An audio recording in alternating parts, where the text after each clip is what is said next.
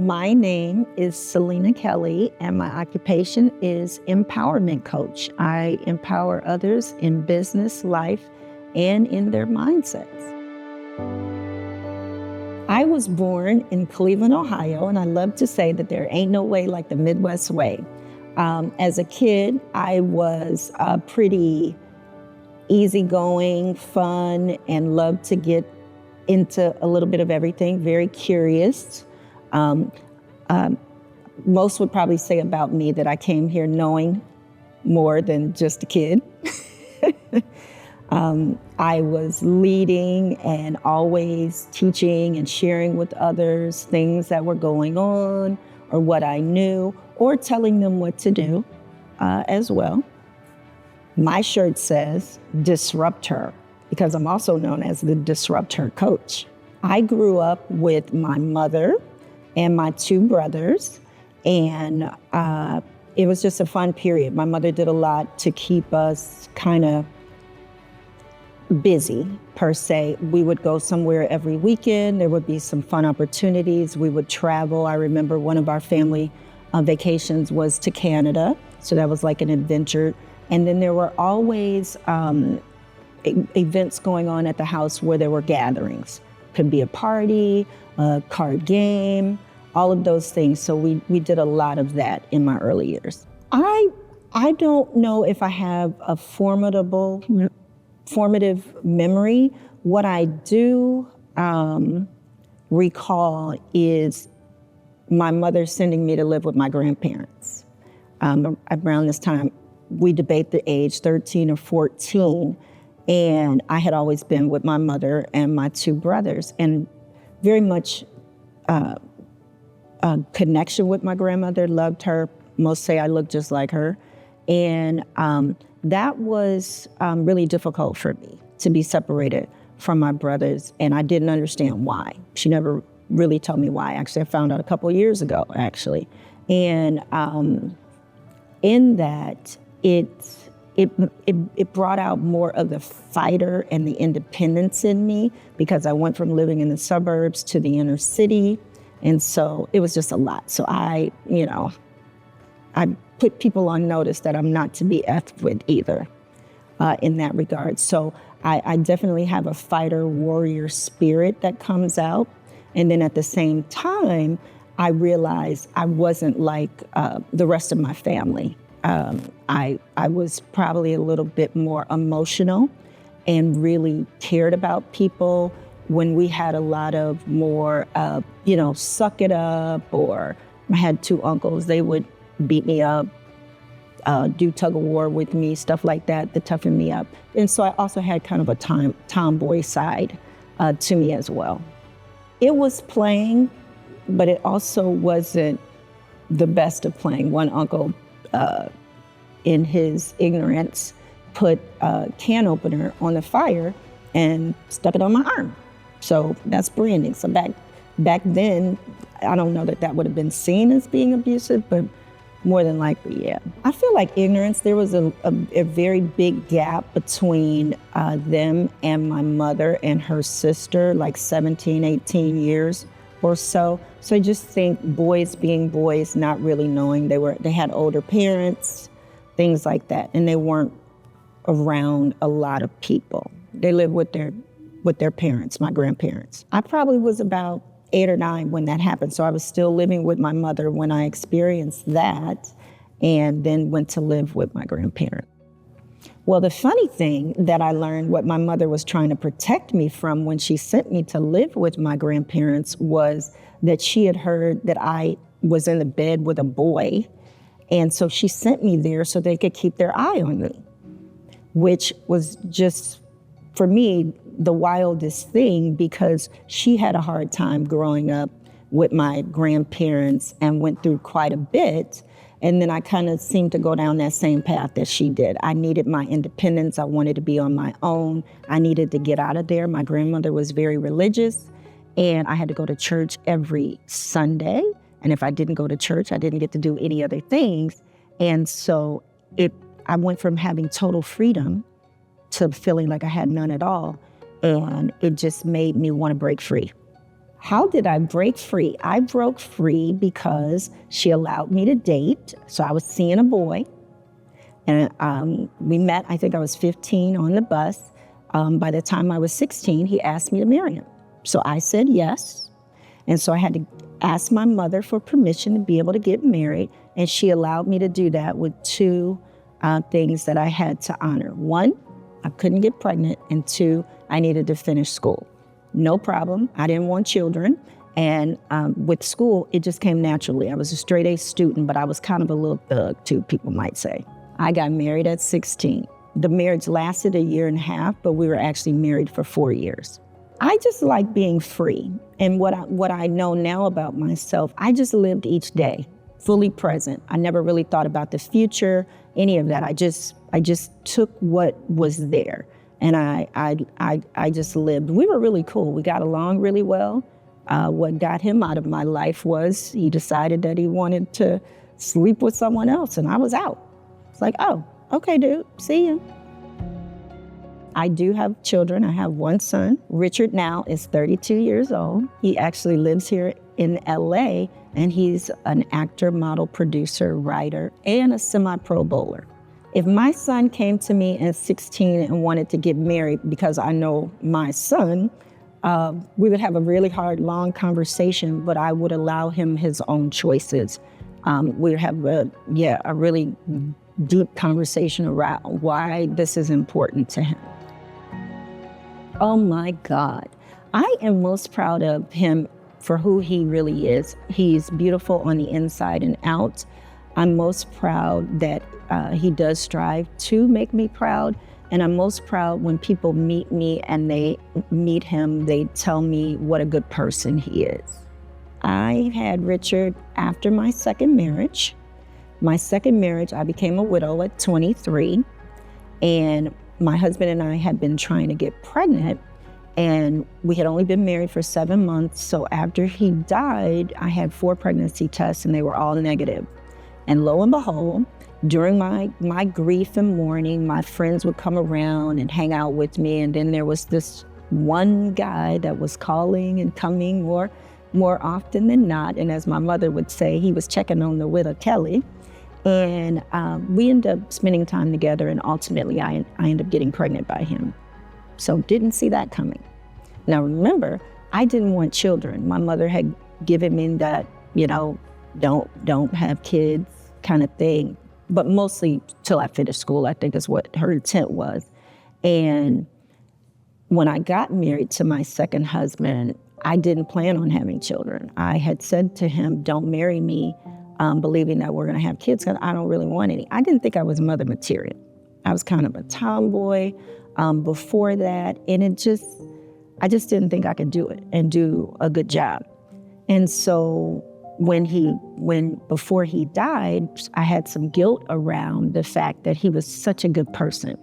I loved him, but I liked him more as a person, and I felt that he deserved to be a father. So we had the conversation, and we agreed, and so threw the pills out, and we were trying. At the time that he passed, I remember we had gone to get a pregnancy test, and when we got there, we got to the door, and he's like, let's not find out.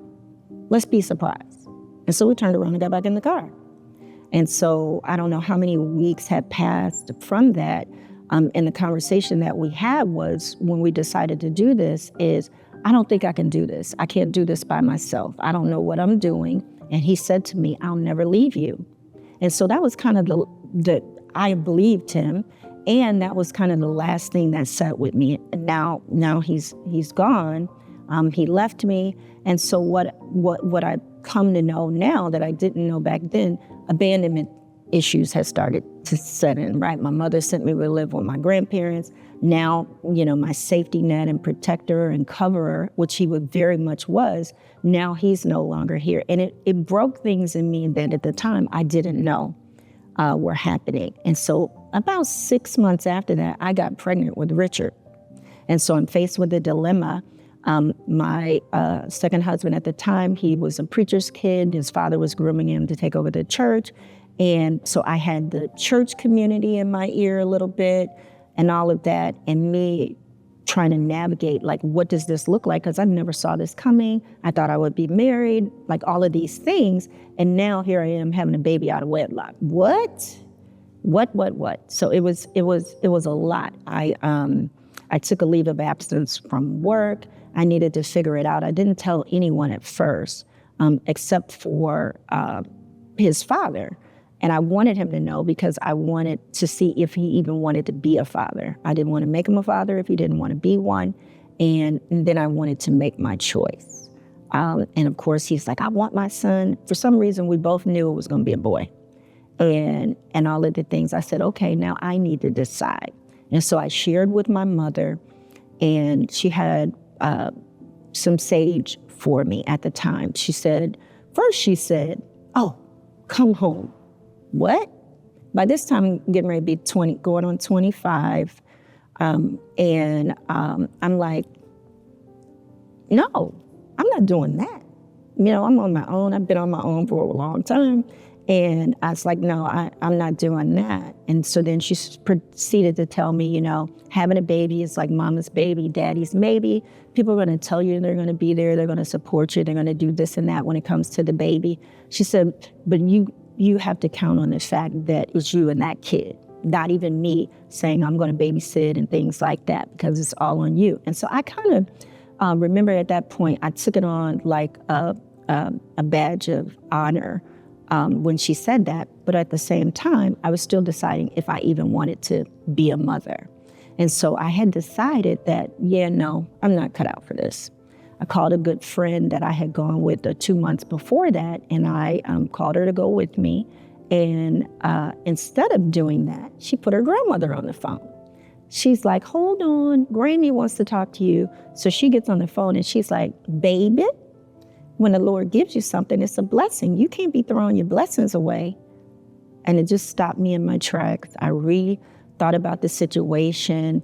I was in a space where I could afford to take care of a child and things like that. And then ultimately I decided, because some other things came up when they determined that I was pregnant, if it would be healthy and if I would carry it to term. So the funny thing is, I was about 4 months pregnant when they found out that I was pregnant. And it was like, how did that happen? When I was talking to the doctor, because I had been sick for quite a while and I thought it was a stomach flu. So, and they're like, you're fine, you're just pregnant. And for me, it felt like I had been punched in the stomach with a sack of bricks, like it took the wind out of me. And so they ran all these tests. They thought I might have been having an ectopic pregnancy, meaning it was not in my uterus, but in my tubes. And because I had had 2 previous abortions and a DNC, they weren't sure that I would be able to carry it to term. Or if I didn't have this one, I probably would not be able to have other children. And strong-willed me was like, hey, y'all ain't gonna tell me what I can and can't do. So that came into play. And then I decided ultimately, after Grammy was saying all those things to me, to just take a little bit more time and really figure out, do I want to or not? And so I believe it was divine and it was all God in that. And so he was meant to be here, and it's clear that is true. And it was one of the best things that has ever happened to me. I feel like, and the worst. Kids really show you who you are. And I was meant to be his mother. Now, when did I figure out I was an entrepreneur? I'm not sure I figured it out yet. Well, my grandfather has always been an entrepreneur, and I saw that, but I didn't really know what it was. Again, back then, growing up and just seeing, I didn't do a lot of reflection. I didn't do a lot of thinking about the future. I just was in each present moment. And after I had my son and I was living my life for him, I realized that I wanted to do more. I wanted him to see more. So I was more doing things as a role model. And I started kind of like a little side hustle. And I did that, and I've had it since 2007. But I don't think I really saw myself as an entrepreneur until 2015. In 2015, I got a vision around the business of doing like barbecue soul food business. And I mean the entire blueprint for it. And it really drove me to want to see that come to fruition. It drove me so much that I got married a third time. And when we got married, in that, I was believing that it was for me to help him, that the vision that I received was for me to help him. And we got married, and I started and set out in doing that, and building and doing the business and all the things behind the scenes. He was the face of the business. At that time, his family had been in business for more than 70 years, and I had also helped them create their own franchise, him and his brother. So I had the experience and the knowledge, and I had been in the restaurant space for quite a while. So I wanted to really bring that to fruition. So that's been about 10 years. In the initial business that I had with my ex-husband, we sold the sauce. At the time, I was going vegan, and I wanted a healthier version of food. And so we were making it the healthier, more organic, based versions of that. So we did sell our sauce online. We sold it at pop-ups, all of the things. After we got divorced, and as I went inward, and really was trying to figure out, because I couldn't shake the feeling of being an entrepreneur, being in business, bringing that vision to life. And I was like, Lord, you've given me this vision, and I still see myself as an entrepreneur. I don't understand. And Spirit said to me, the vision was for you. It wasn't for him.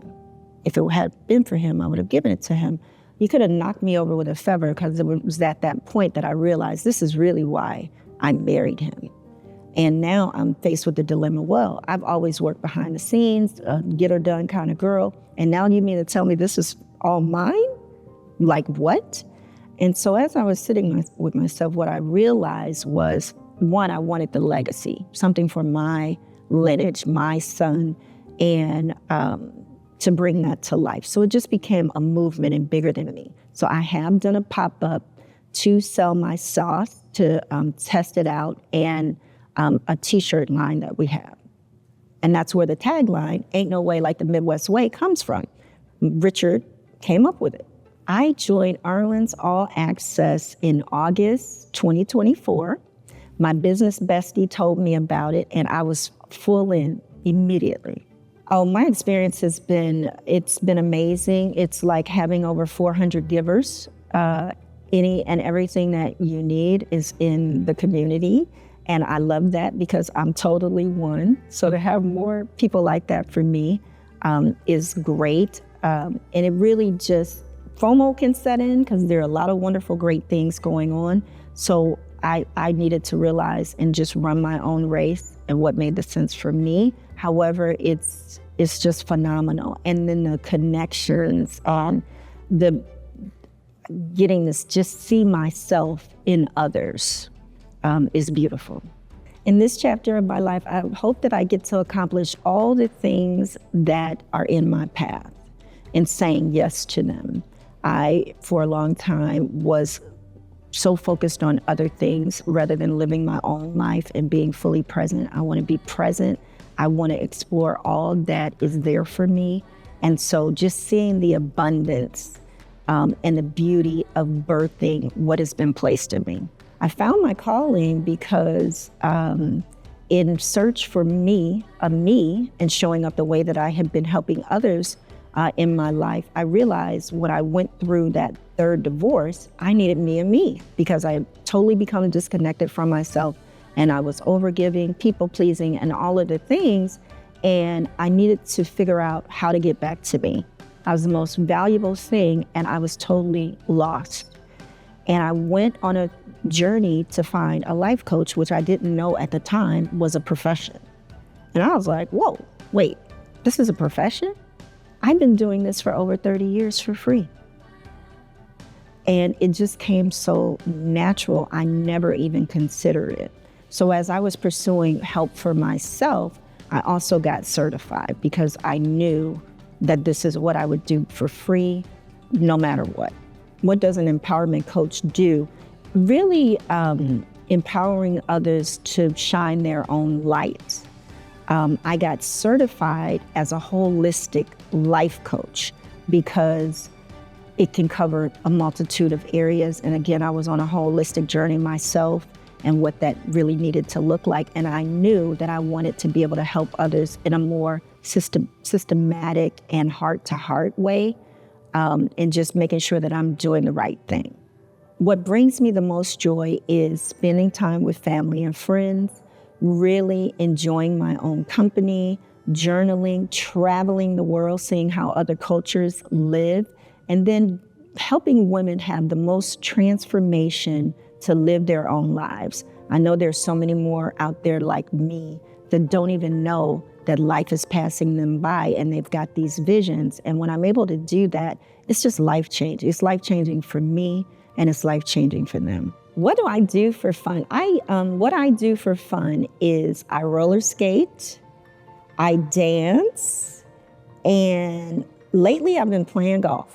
I go to a roller skating rink. I used to live in Las Vegas. When I lived there, it was more outdoors.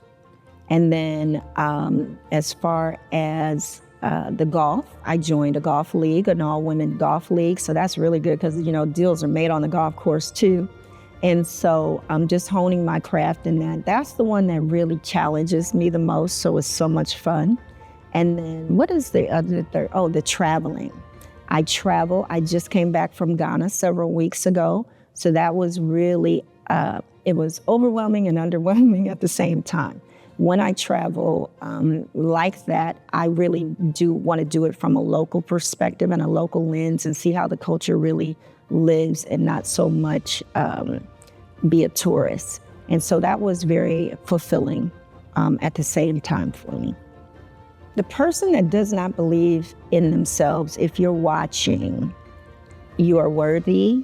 What I want you to do is take some time to sit with yourself and ask yourself why. Why don't you believe in yourself? You may not even realize it. And I'm going to give you some homework.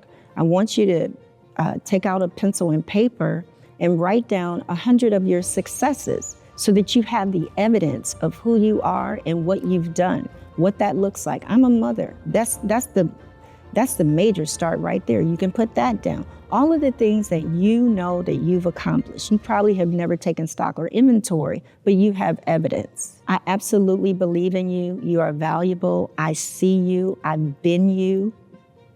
You can do this. Shine that beautiful light. My assignment in life. I believe I've had multiple assignments. I was assigned to be Richard's mother. I was assigned to be Ernest's wife. I was assigned to become a restaurant owner and now I believe my assignment in life is to help other women live their own lives. A big part of in my third marriage that I'd love to share is that I was impacted by narcissism. About 3 months into the marriage, we discovered, okay, this is what's going on, and we sought help, and I stayed. I stayed because I wanted to extend grace. I had been a whole mess. I felt myself, and I wanted to be a good Christian, good wife, and all of those things that what I thought it was. And what I discovered in that and in losing myself, in wanting to show up and be this good Christian, I started to unpack, what does that really look like? I feel like there are so many women out there that have been victim to this for a number of reasons. And religion can be a bit oppressive.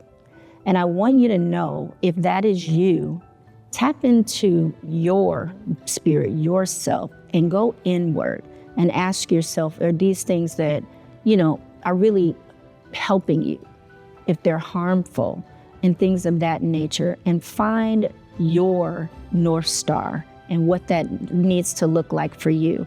Because I believe bad teaching in religious circles can become oppressive for us. And I want you to find your freedom. I had to do that for myself, and whatever that looks like for you, because the desire sometimes is more a societal desire. Is it really your true desire? Sometimes it's to be in community. Sometimes it's because it's the only thing that you know. You don't know anything else. Don't be afraid to listen to your inner voice and let it guide you. It will never steer you wrong. And I got lopsided because I stopped listening to that voice because I was compromising and playing chess in my marriage more than I was being present. And I don't want that for you. So stay connected to that voice. It is there for you. That's why it's there. It's to keep you safe.